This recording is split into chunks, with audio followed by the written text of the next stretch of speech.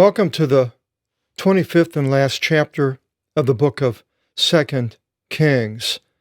I'm opening with this chart of the kings of Israel and Judah that I showed before.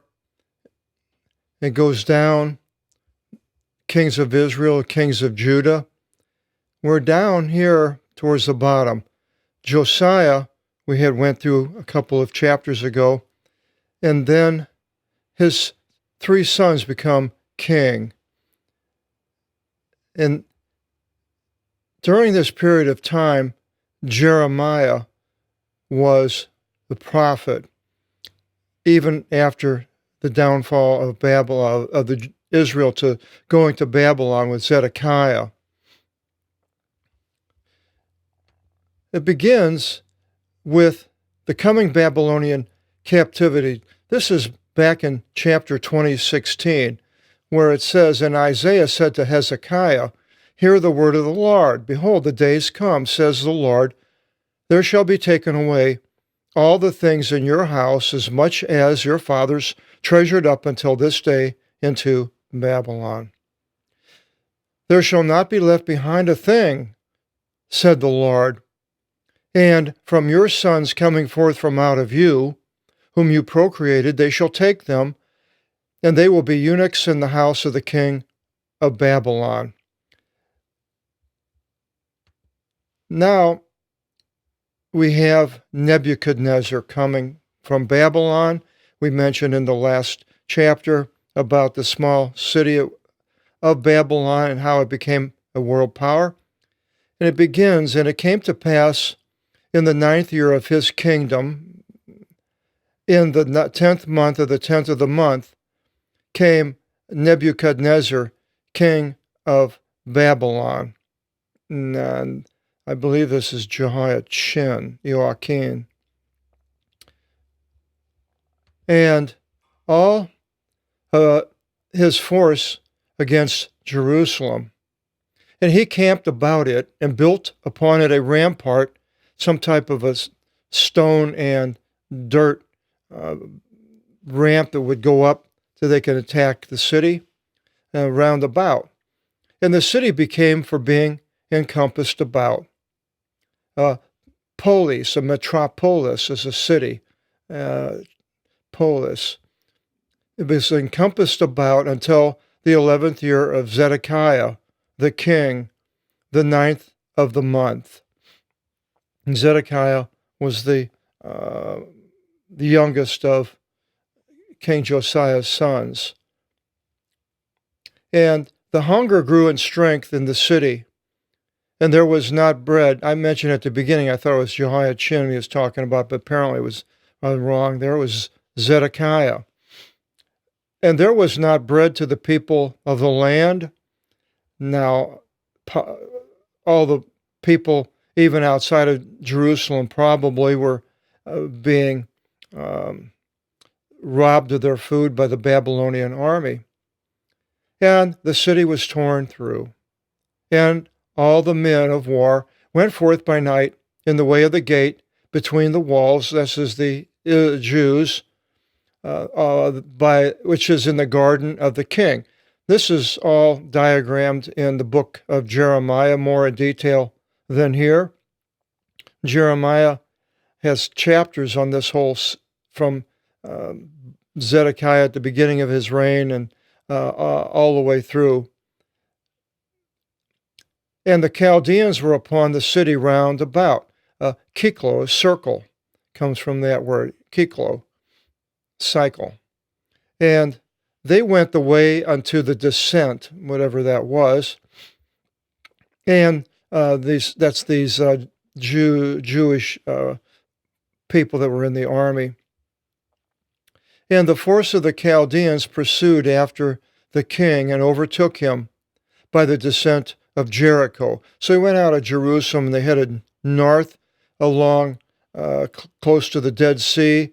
And Jericho is right at the tip of the Dead Sea on the Jordan River. "And all his force were dispersed from about him." So the army that went with Zedekiah ran all different directions. And they, the Babylonians, seized the king, and they led him to the king of Babylon in Riblah.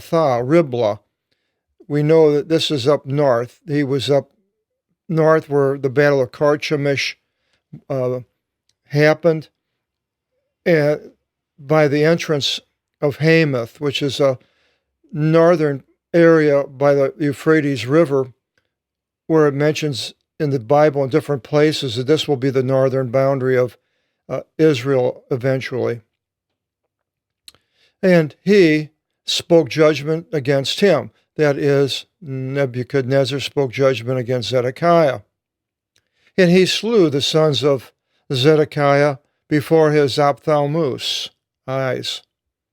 And the eyes of Zedekiah he blinded and tied him in shackles and led him unto Babylon. So much for Zedekiah.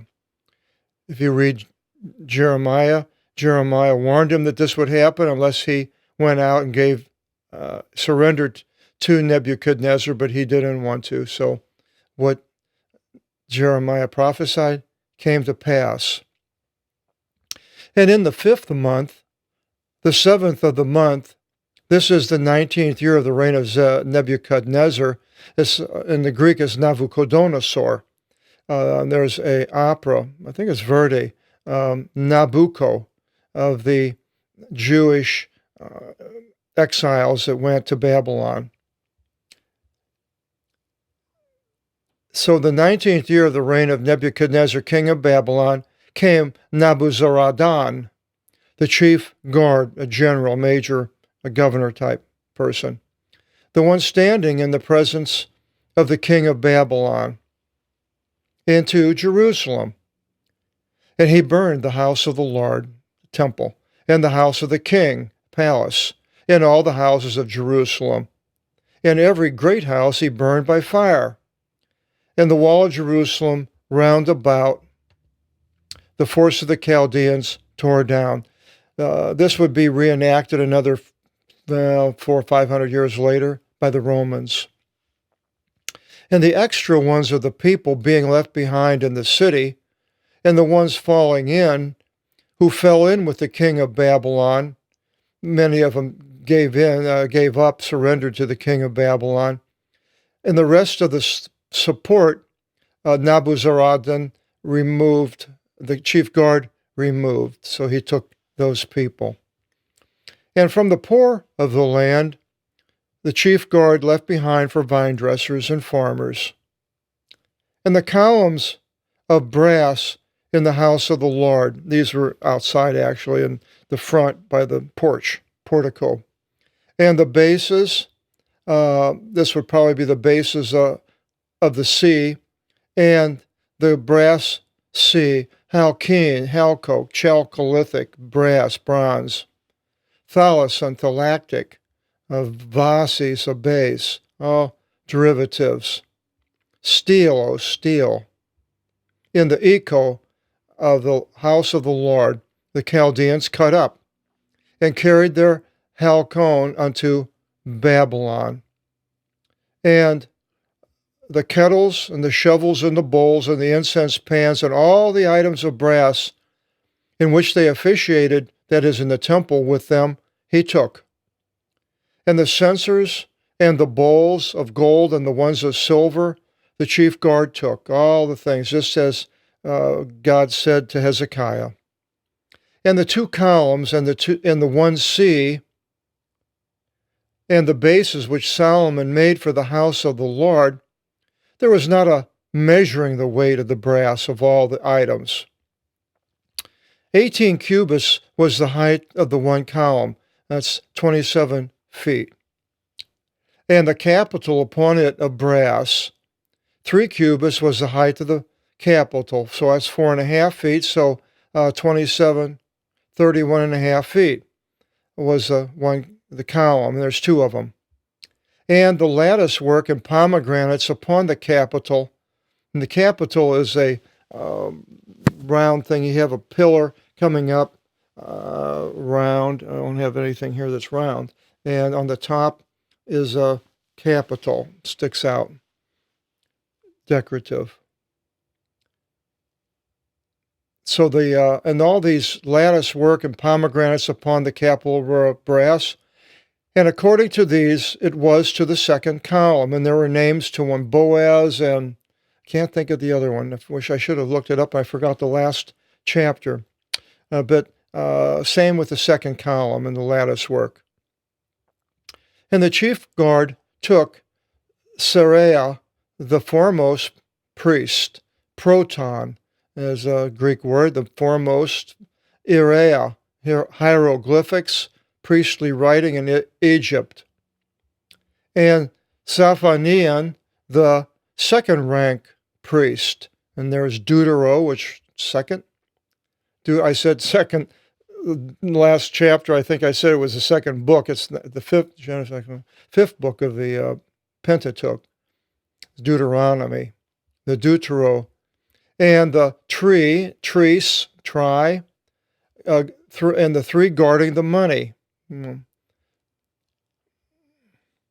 And from out of the city he took one Evnucon, eunuch, who was supervisor of the Andron men. We have android, comes from that. There are polemistone, polemics, a war of words. Polemics is war. Polemistone are warriors. And Pente, a pentagon, five-sided building in Washington, D.C., the Pentagon, 5 men of the ones appearing in front of the king, of the ones being found in the city, and the grammatea, grammar, scribe, of the archontos, rulers, and archon, of the dynamios, dynamite, all these derivatives in orange can be found in our English derivatives book, which has information about that at the end of this video. The one arraying the people of the land, and 60 men of the people of the land being found in the city. And Nabuzaradan and the chief guard took them and led them away to the king of Babylon in Riblah. And the king of Babylon smote them and killed them. Jeremiah went up there, but they let him loose. He went back down to Jerusalem. And he killed them in Riblah in the land of Hamath, so that's way up by the Euphrates.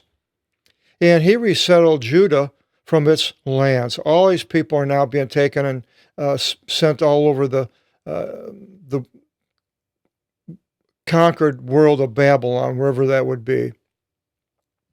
And over the people being left behind in the land of Judah, whom Nebuchadnezzar, king of Babylon, left behind, he placed over it, the people, Gedaliah, son of Ahikam, son of Shaphan. So he's not a king, but he's a ruler. And all the rulers of the force heard the other, I suppose, I don't know what you call them, soldiers, Israeli soldiers, Jewish soldiers, heard about what Nebuchadnezzar did, and they didn't like it because they didn't like Nebuchadnezzar. They want to destroy him, but yet he had control. And so when he puts this man in charge, they have a problem. And it says, they and their men that the king of Babylon placed Gedaliah in charge. And they came to Gedaliah in Mizpah, even Ishmael, son of Nathaniel, and Iohanan, son of Kareah, and Seraias, son of Thanemath, the Netophathites, and Eazonias, son of the Makathitu, they and their men. They all come. Again, Jeremiah, the book of Jeremiah details this way more than here.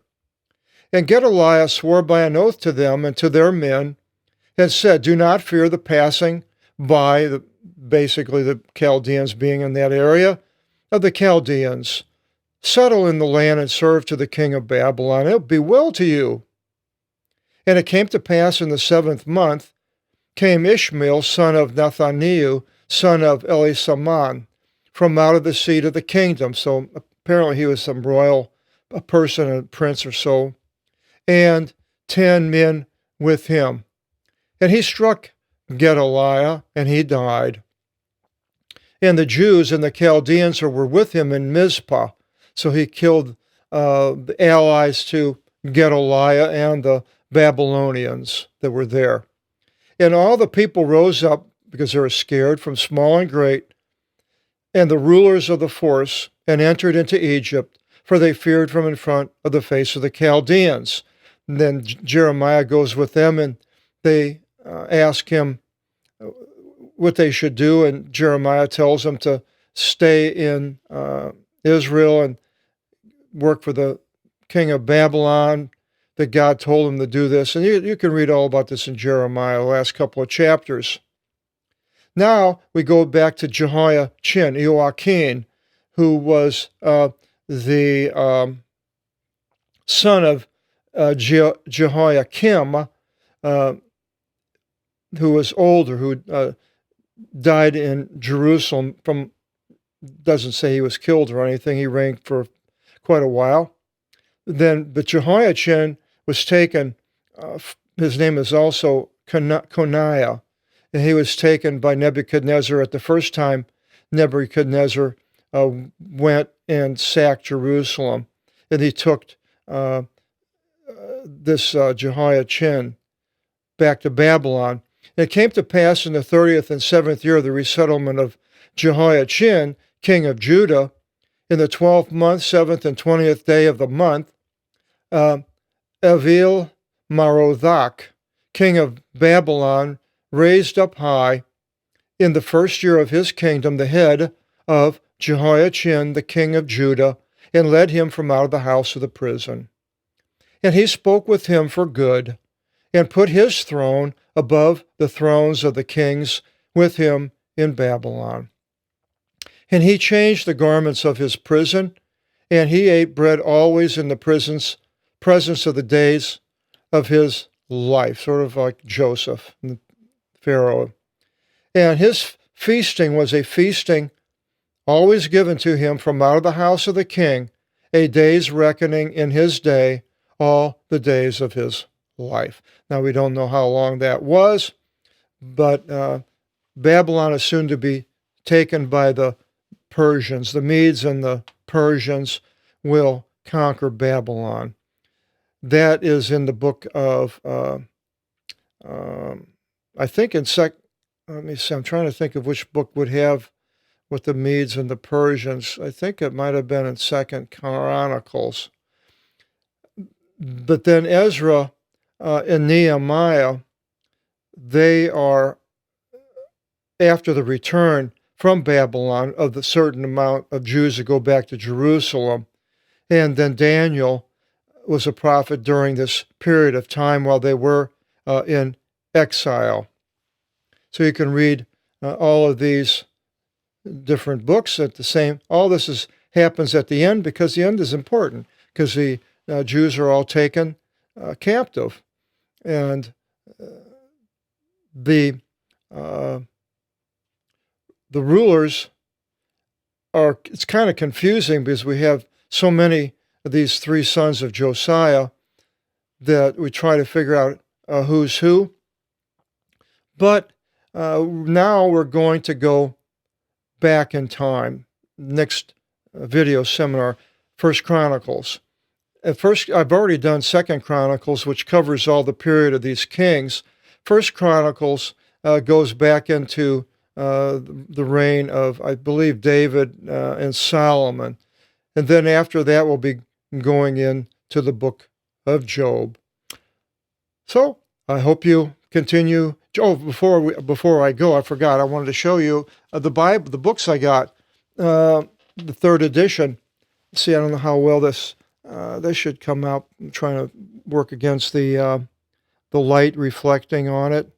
The Apostolic. This is the 1st edition, so you can see it's a healthy book, and the pages are nice and large, and you can read it really way better than the 2nd edition.